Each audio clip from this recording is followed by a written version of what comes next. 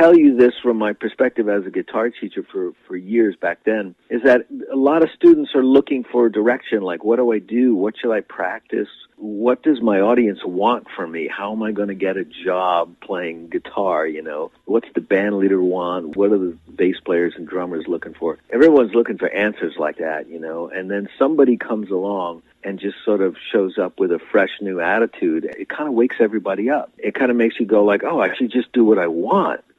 You know, and that was, I think, the biggest message, because, you know, today with YouTube, whatever you do technically gets figured out by a million other people in about 24 hours. And so you can't use technique as a trick to, you know, to make you famous anymore. It just doesn't work, because you get copied immediately. But your originality that comes from your personality can never be copied, you know. Also, all you have to do is just be yourself. But you have to be really good at being yourself. And I know that sounds kind of funny, but I think that was the main message, was just to be yourself. Because when you really go back and you listen to what he did, when he started out, he was really just being himself. And that's what set him apart from all the other guitar players of that particular era. Sure. And do you know him? No, I mean, I hung out with him once for about 20 minutes when I was making the Extremist album back in, I guess it was 1992. That was the first and only time I got to hang out with him in the studio. I wish I knew him better, you know. I admire him from my distance.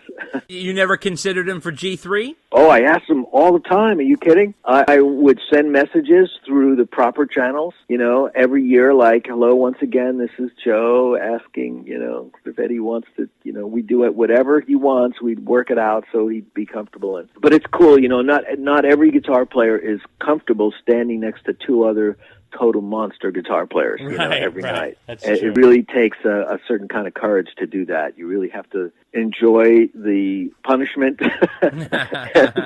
and, you know, invite the danger. But at the same time, I always tell people, after the first show, you wind up loving it like nothing else. And it's true, because the camaraderie is amazing, and the feeling you get from the audience is unmatched in any other kind of show. And you get to learn every night. You learn from your comrades up there on stage, you know, and then it becomes a thing. Everybody comes on stage every night trying some new stuff, and everyone's sharing. It's a cool vibe, the G3 shows. Now, in terms of 1980, what made you come out with that one first? Oh, it's funny, you know, I never pick those things. By the time I finish an album, my head is spinning, you know? Right. It's like I've had my brain, like, you know, parceled out over 15 tracks. You know, 13 wound up on the album, but we actually recorded quite a few more. And then I handed over to my managers and to the guys at Sony Legacy and all the other people that are sort of part of the team. And, you know, sort of exhausted, I go, you guys pick it.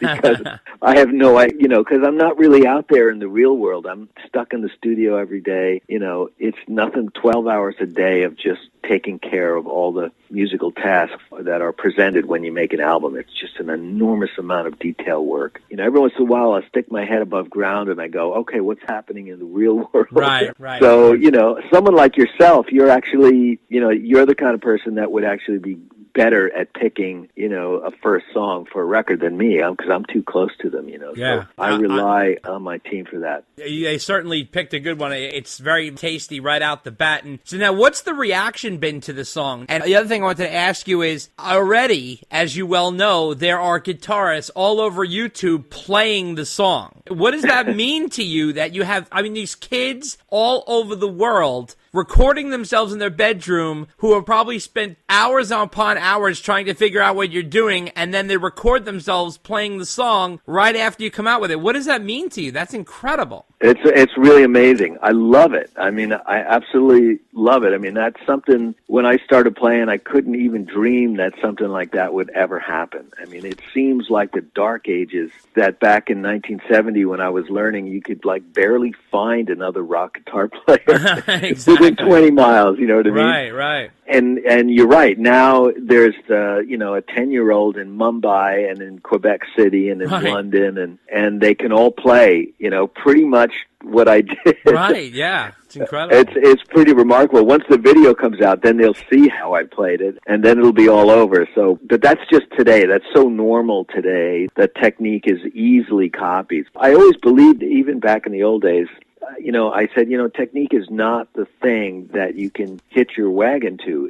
Because it's so easily copied, and any technique that comes on the scene, that you think is new becomes old in a split second, and that split second now has shrunk to some kind of like microsecond thing, Absolutely. So, but it is the originality of your real personality that is going to be the thing that connects you to your audience. I really do believe that, and it's played out more and more, and it's definitely been put to the test and proven because, as you just pointed out, kids were already playing the opening riff to 1980, right. And I'm sure half of them do it better than I do. I don't know about that, but I tell you, one thing that I do love on this record, which was such a gift, Kenny Aronoff is one of my all-time favorite drummers, and you're one of my all-time favorite guitarists, so for the two of you to come together was very, very exciting for me. So tell me, how did you guys decide to come together on this record? Well, we had toured before in Chickenfoot. Kenny joined us for the Chickenfoot III tour. So we'd known each other, had a lot of great times on tour. Last year, we actually got together to do the Experience Hendrix tour. So we had two tours that we were doing last year, sure. And that was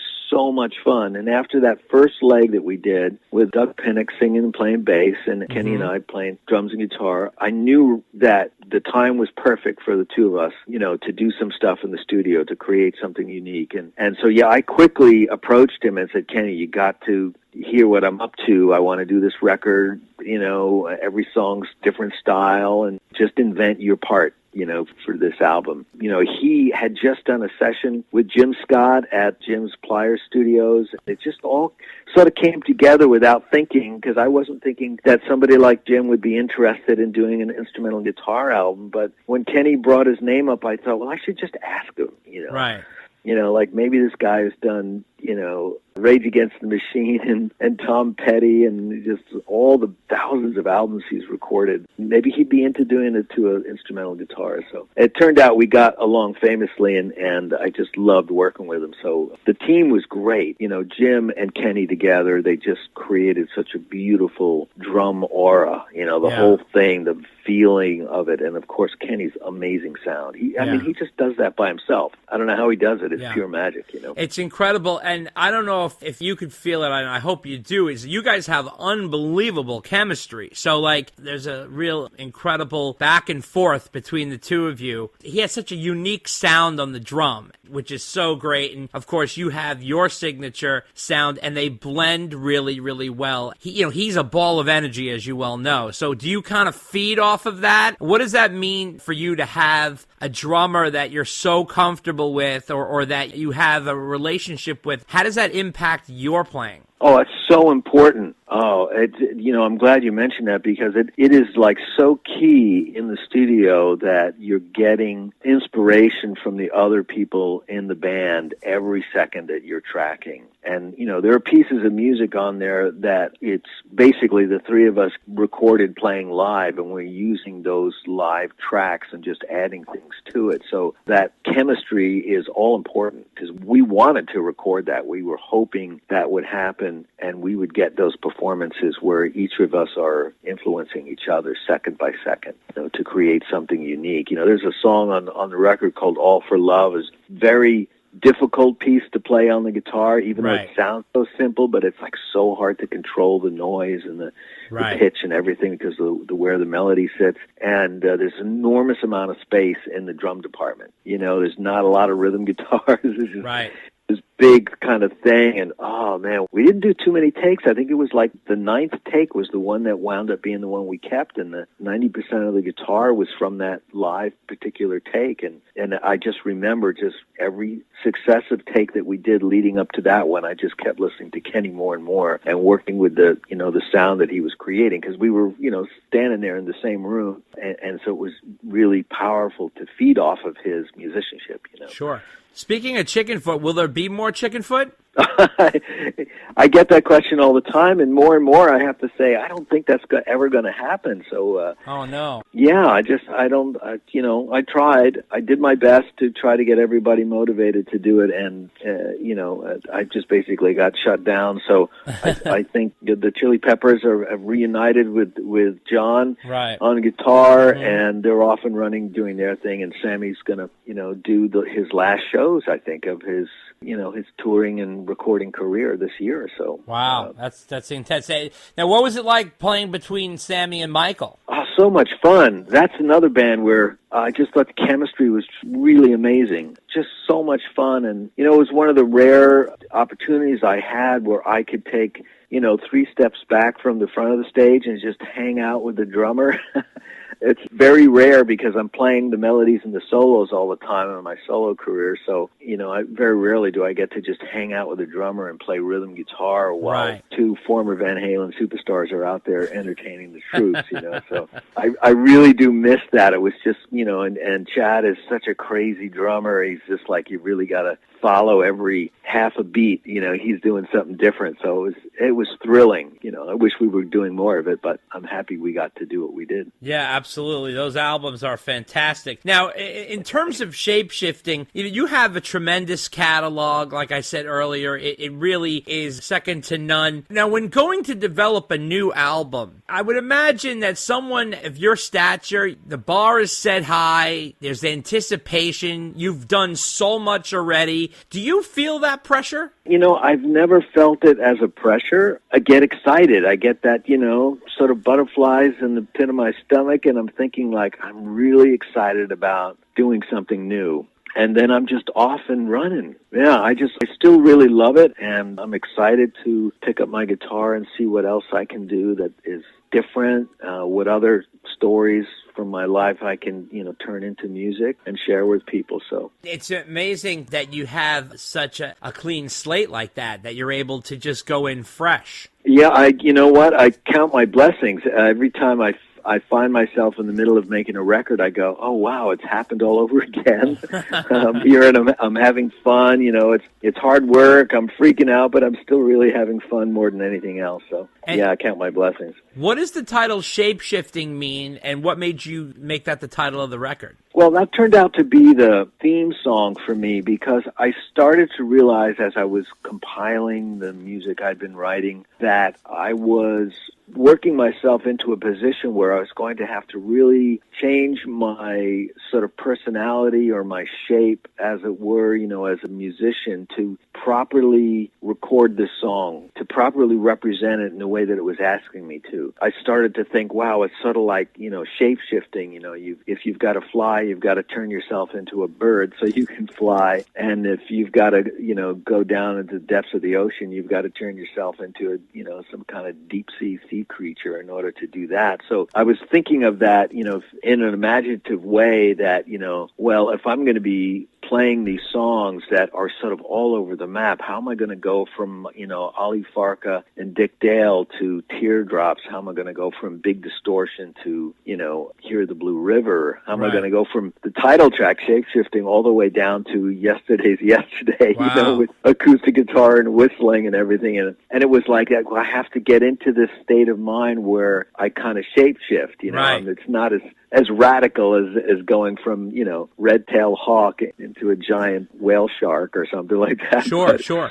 I was just thinking like, yeah, it's a cool imagery to think about, and it gave me this sort of artistic energy that I needed to just really pour myself into every song as if it was a separate entity. Now, you change up your band almost with each project, which is such a cool sort of thing. I've always enjoyed through the years. I know the Extremists, you had the Bissonette brothers, and I remember back in the day with Jonathan and Stu. And is that something that you've always wanted to do, is change up the band with each project? Oh, yeah. I guess, the guitar players that I really love that, did have long solo careers always benefited themselves and gifted us, these beautiful records because they kept changing the people that they created music with. And it really was a source of sort of newfound energy and creativity for them, So I think about Eric Clapton and Jeff Beck as guitar players, they still have these amazing solo careers and they just keep finding other people that really inspire them to,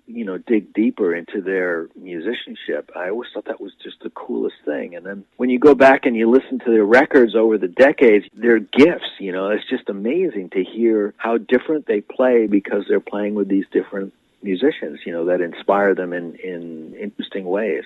Absolutely. Now, recently you had to change the cover of your classic album, Surfing with the Alien. What happened there? Oh, yeah. Well, the whole thing with getting the Silver Surfer on